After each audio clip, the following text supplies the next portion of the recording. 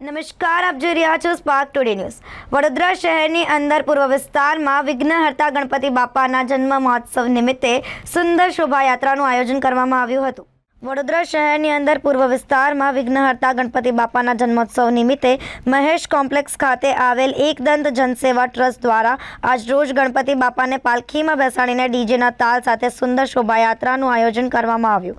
શોભાયાત્રાએ Waghodia road રસ્તા ઉપર એક અલગ જ પ્રકારનું આકર્ષણ જમાવ્યું, જેમાં આદિવાસી નૃત્ય પણ જોવા મળ્યું। ત્યારબાદ મહાપ્રસાદીનું પણ આયોજન કરવામાં આવ્યું।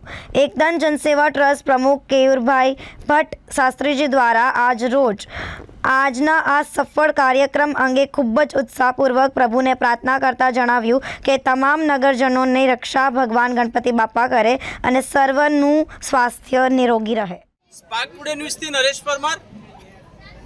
હાલ જે વિઘ્નહર્તા કહેવાય અને આખા સમગ્ર દેશની અંદર જેઓ આખા દેશની રક્ષા કરતા હોય એવા ભગવાન ગણપતિ બાપાના આજે જન્મોત્સવ નિમિત્તે એકદંત જનસેવા ટ્રસ્ટ જે છે જે મહેશ કોમ્પ્લેક્સ ખાતે આવેલું છે અને તેમના જે તે બધા કાર્યકરો અને ટ્રસ્ટી મંડળ દ્વારા એક સુંદર કાર્યક્રમ કરવામાં આવ્યો છે।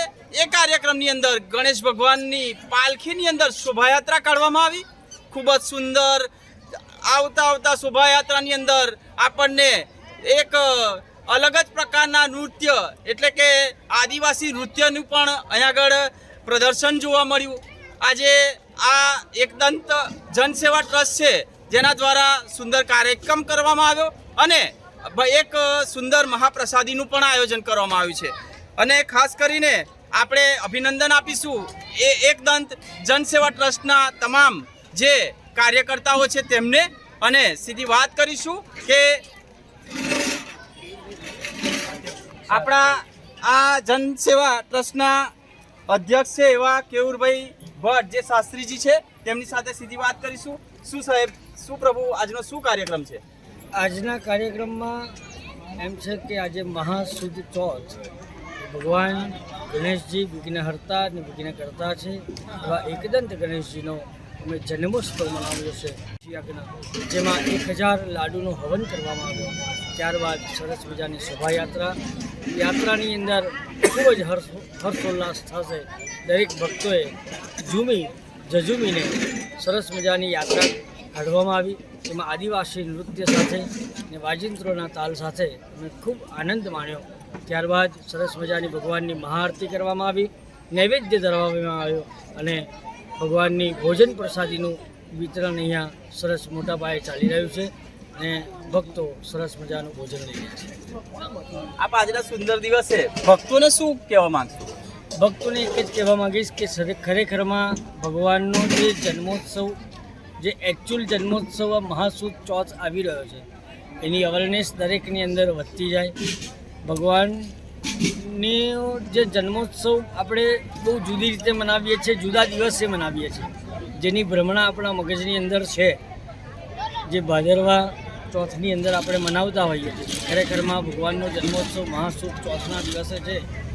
એ અવેરનેસને એ દિવસે ભગવાનની સરસ મજાની લોકો પૂજા કરે, ભગવાનના જપ કરે, તપ કરે, જેનાથી ભગવાનની કૃપા દરેક ભક્તો પર વરસતી રહે।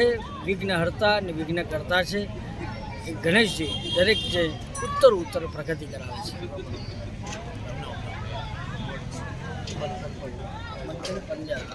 બોલો સાહેબ, આપ શું કહેશો આ કાર્યક્રમ વિશે?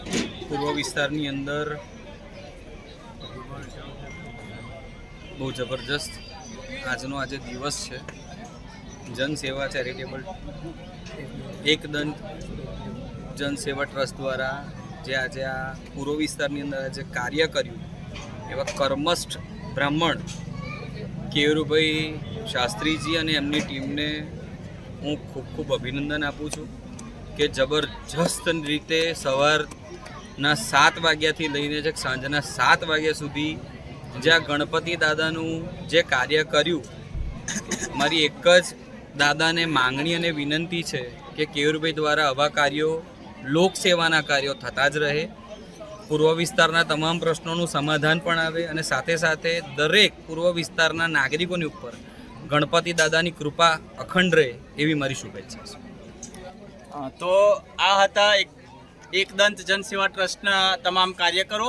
આપણે અત્યારે જ કેયુરભાઈ ભટ્ટ જે શાસ્ત્રીજી છે તેમના દ્વારા જણાવવામાં આવ્યું કે બધાના ઉપર પણ આશીર્વાદ રહે પ્રભુના. પણ હું સ્પાર્ક ટુડે ન્યૂઝ તરફથી એમને અને એમની ટીમને પણ ભગવાન ખૂબ ખૂબ શક્તિ આપે ને અગાઉના કાર્યક્રમોમાં પણ તેમને ખૂબ મદદરૂપ થાય ભગવાન તેવી પ્રાર્થના. સ્પાર્ક ટુડે ન્યૂઝથી નરેશ પરમાર.